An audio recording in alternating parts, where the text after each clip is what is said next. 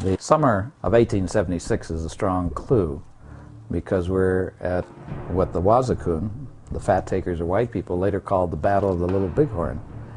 But the Cheyenne and Sioux called it the rubbing out of long hair at the greasy grass. And long hair was, of course, General George Armstrong Custer. And my protagonist, Paha Sapa, young Black Hills, hasn't quite turned 11 years old. He's 10 years old. He's not there as a warrior at the Battle of the Little Bighorn. Young Paha Sapa wants to be a holy man when he grows up, a shaman for the Sioux, who call themselves the natural free human beings. But he's at this great gathering, one of the largest gatherings of the Plains Indians in American history, to study with Sitting Bull and others to be a holy man.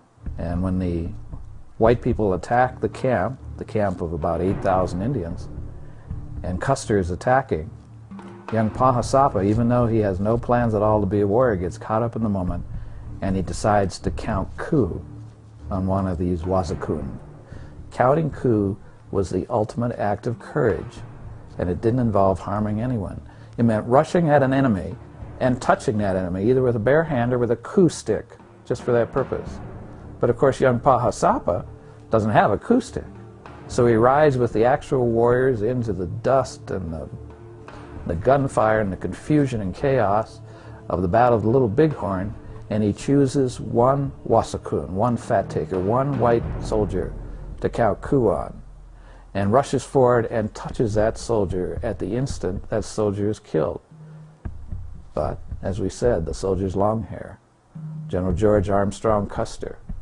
And when Paha Sapa touches General Custer at the moment of Custer's death, he feels General Custer's ghost, or at least he thinks he feels this.